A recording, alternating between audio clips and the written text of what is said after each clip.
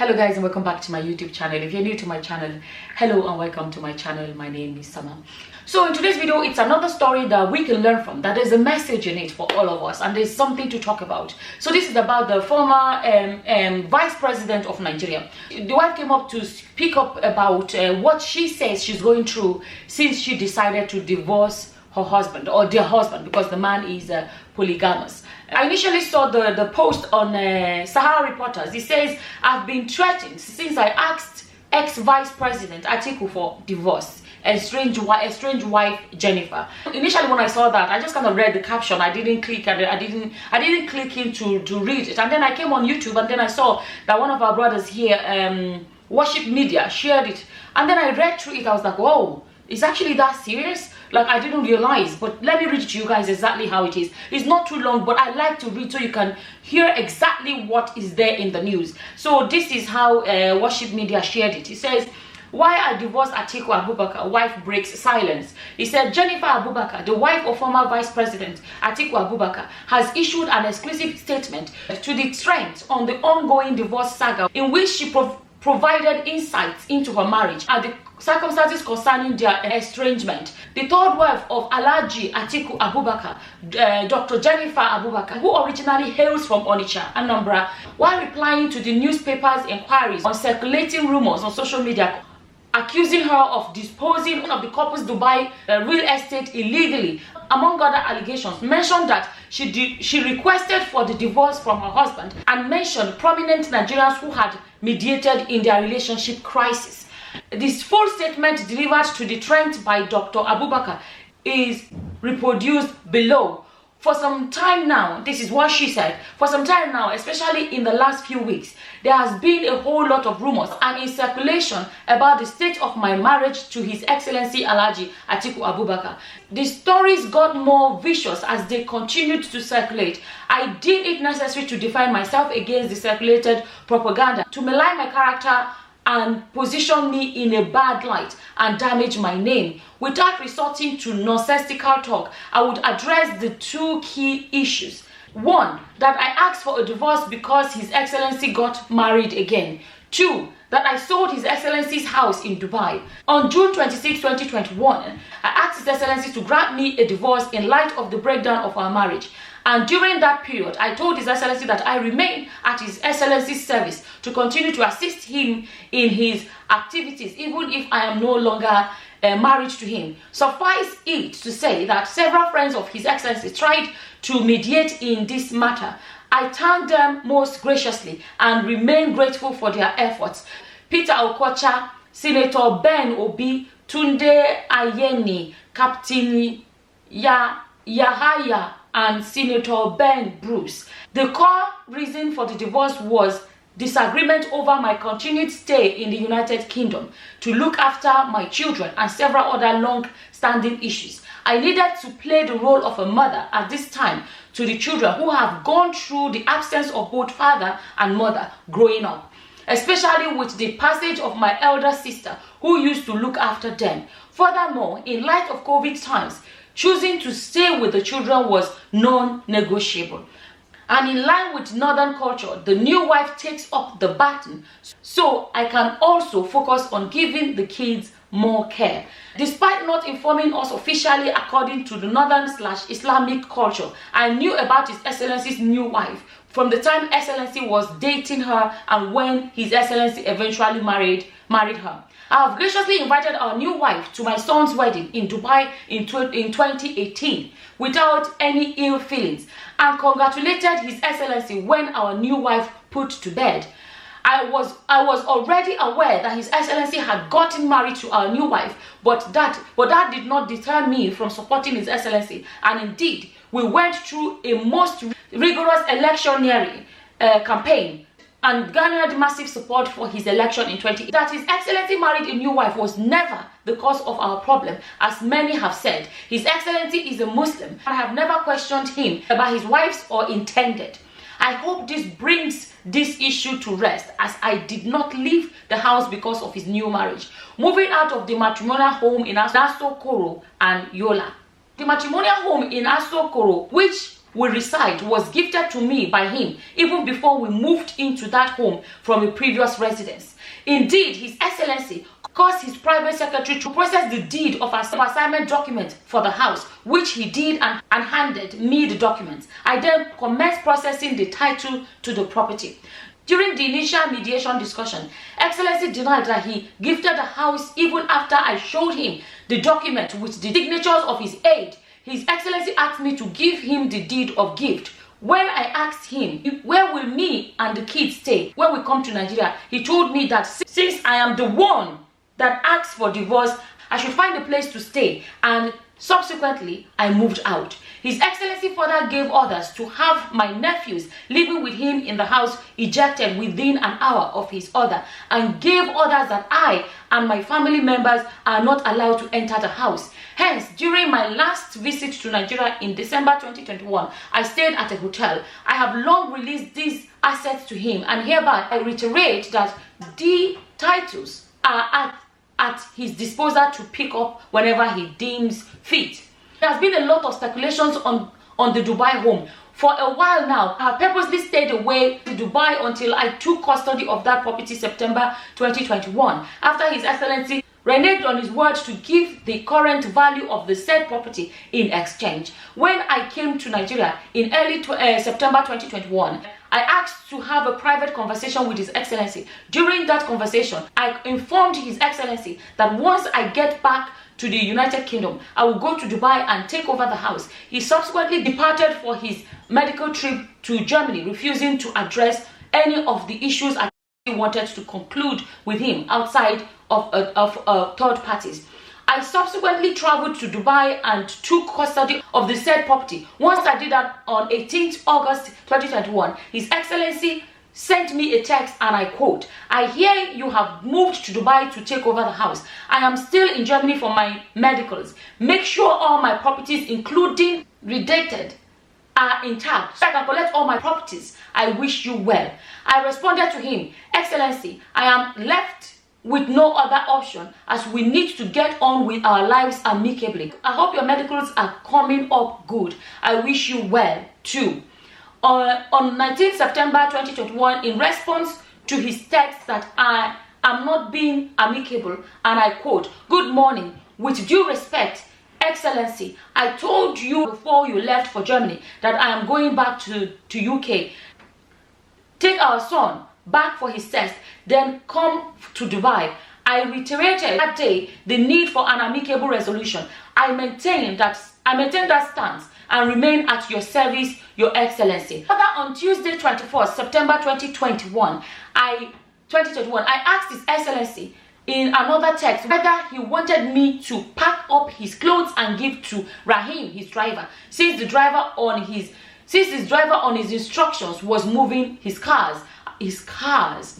I also asked Excellency in that text whether he wanted me to have Rahim pack up his office. Then His Excellency sent me a text back and asked, "So it's true you have sold the villa in Dubai?" Subsequently, His Excellency sent the driver to take possession of all the cars. The truth subsists with regards to the Dubai house. I will make no further comments on it because it is the subject of litigation filed by His Excellency against me. I need to also put on record that if I wanted to take His Excellency assets, I would not have returned to him his property documents in Abuja and just allow the driver to collect his cars, give up the house in Asokoro and Yola. The last time I was in Nigeria, I called to have the Asokoro and Yola documents delivered to him. It was later picked up, and I still state that Excellency is free to send someone to have the documents picked up anytime he deems fit. Since this incident, I fear for my safety and that of my kids. His Excellency's security operatives, especially Igbo and others, have think have making threats. I think meant to say have been making threats and calling my relatives, friends, and staff, and searching for my assets to seize and monitoring my phone calls and all those of friends and relatives. For that reason, I have exited my law firm and sold all my assets and moved abroad until peace reigns. I have done nothing wrong except to ask for a divorce, and it pains me that I have to use this medium to address thorny issues, but fear that at this point I would have to put my side of the story on record. It is obvious that a campaign of calumny to total discredit and put me in bad light has begun. Despite all that has happened, I reiterate that I asked for a quiet divorce, which, if it had been granted, we would not be where we are today. Divorce is never an easy process for both parties. I reiterate that I hope we can settle our issues privately, and I would remain at His Excellency's service should he need my help anytime. So it's a bit of a read. I know it's a bit of a read, but I really wanted to read it exactly as it is so that I'm not misquoting or not saying it right. The area that I want to address is the area of, I know she's saying it's not because he married a new wife. I don't know why, but somehow I feel that it's because he married a new wife. I may be wrong, but I'm just telling how I feel from the whole story, because she didn't divorce him until a new wife came in the picture. And we all know that it happens a lot, that new wife comes in, she becomes the exciting one, that the other ones may feel neglected. And another thing, I'm not a fan of polygamy, because I'm even looking at it as far as I'm sure she's a Christian. So an Igbo Christian, married to a northerner, a Muslim, it's not very common. It happens, it's not very common, but it's a lot. And definitely when she moved into that marriage, she would have been the newest wife and she would have enjoyed all that privilege. And then another new wife comes in, about to enjoy the privileges she enjoyed, and she cannot. That's what I feel. I'm not putting words in her mouth. This is me speaking out what I feel. But it still shows people the picture of polygamy. I have made a lot of videos about polygamy. It is not rosy as you see on the outside. For those that are rich, but most of the time it's rich people that are really going into it a lot. These days, we know. But as in the money there, the money is there. Okay? So, you may end up having money, but there are some things you may miss in polygamy. And I feel that it took another wife coming in or in a lot of cases, it takes a new wife coming in for old wife to realize that this man is actually not mine. He is ours. But my children are actually my children. Sometimes it takes a new wife coming in for women to sit back and say, this man is actually, to sit back and realize, this man is actually not yours, but your children are yours. And then like she said, the children have missed out on their father and mother. These children have missed out on both parents. Another area I want to address. As a woman, ask yourself, do I want a father that's going to be present in my child's life? It's not easy in polygamy for a man to be present in the life of the children of 4 wives, 3 wives, or whatever. Even the Ned Nwoko that I've made several videos about, and a lot of my videos about Ned Nwoko is to show people about polygamy. I am against it. And when I see someone that I can use as a poster child or poster man or poster woman or whatever, I like to come here and use it to show people. I'm not saying don't go into it, but I want you to know what's inside it before you wallet, before you banye, before you enter. That is what a lot of these my videos are about. Now, from that you can see what she said, that these children have had an absent father and mother. Then she snapped out of it and decided to focus on her children. I feel, like I said, she realized that this man is gone. He has a new interest. And then it dawned on her, let me focus on my children. These children are mine. Speaking of the area of polygamous man, it takes you as a woman deciding, do I want a father that's going to be a one-on-one father to my children? Because it's not really that possible for a man to juggle so many children at the same time. You get my point. If we even look at Ned Nwoko, or you see him going on holidays with the new wife and the new baby, we have not seen him going on holidays with all his entourage. He has a lot of children. So why, if you look on his platform, you always see him with the new wife's child all the time. He went on holidays. He goes on holidays with the new baby. Everywhere with the new baby. What about those other children would love to go on holidays with their father too? I'm showing you this side of polygamy. I'm showing you this side of polygamy. Another area I want to address is this. The area of when the woman is the one that decides is over. It is something that some men, their egos do not allow them to tolerate it. I'm telling you. Now somebody go decide, say no do again. Because our culture is used to, when it's over, it is a man that can say, I don't marry you again. And then you go and bring your ancestors to come and be begging to accept you. So when the woman now decides to be the one to say, I don't do again, I personally see that they see it like, how dare you? That's how I see it. The same thing when Ned Woko's wife and ex-wife, the Moroccan one, posted on social media and said, I'm not married the man again. We saw that the man then came out and made a lengthy post trying to tell us that his wife of 10 years was not a good wife, was not a good mother, was not a good this, was not a good that. You know, there was a post where she shared that it's like allegedly a text the man sent her, that Ned sent her to say she should post it and say it's not true, me and my husband are not truly divorced, whatever. So that means he didn't want people to know that she has moved on. And I'm wondering, why is it a big deal? If a man has several of them or has a new one, and one of them saying no do again, just the way they were free to walk into a marriage, people should be free to walk out too. Especially polygamous situations. And then you can read and you hear when he's mentioning, I handed over the house in this, the house in Yola, the house in, they mention house like say Nagari. I handed like so many houses in a country full of poverty. As far as we know, Atiku was or is a politician. So that is the source of income. In a country full of poverty, poor people on the streets, one man has this house. And let me say something else actually before I forget. See the way she's saying? She's a lawyer. You know the way she said, I've handed over all the house in Yola, in this, that. She handed over all the ones, but the one in Dubai is the one she tried to hold on to. Do you know why? I personally think that the reason for holding on to the one abroad is that, you know, say for Nigeria, the justice system is so bush, is so anyhow. It's so jaga that she no get leg. This is what I say about some of these stories. It makes you sit back and think about the situation of that country.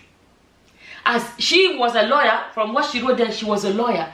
The justice system is so bad, it's so corrupt that there's no justice. And if you are not a mega, if you're not a politician or stinkingly rich or GO, whatever, you can't get justice in that country. So she left all the ones in Nigeria, she handed them over. The one she went to go and try to fight for small is the one in Dubai. She said there's litigation. Because that one now, the court system still favor her. She not even bother to fight for the ones in Nigeria. Our justice system in Nigeria is so bad that a lot of us should be conscious. We're conscious of it. But it's good to keep bringing it up to show us how bad the justice system is in Nigeria. You know, I made a video not too long ago. I was talking about Jaruma being picked up and put in custody. And I said it's not, no matter, what's it called, the saga or dragging they do on social media, it is not enough for Ned Nwoko to pick her up and put her in custody. They know they do one. It is not a jailable or offense. This lady has not been taken to court. She did not kill somebody, nothing, the Jaruma. And then she's locked up. And so Nigerians are like, cyber rights. It doesn't work that way. You have to be able to say, no, this is not justice. So whether you like somebody or not, you should be able to say, yeah, no, that is not what justice should be. I don't like Jaruma. You know, you can say that I don't like that girl, but that is not how it should be done. So that the day that the person you like, you know, that's what I'm saying. If tomorrow, if our justice system is correct, the day that the person you like is in whatever with somebody, the right thing will be done for everybody. She said she's a lawyer, yet she knows. She left and she went to go and try to fight for the one in Dubai. So that's the area of the justice system. At the same time, another message there is for people that do not get it yet. Polygamy is not as rosy as people are seeing it. And I honestly see a change. Women are getting to the point, a lot of women now are beginning to realize, you know what, the money is there. The big name of the wife of a big politician is there or whatever. And they begin to want more. A lot of women are beginning to realize what it is to have a husband that belongs to only them. A man they can come home to only one-on-one. You understand?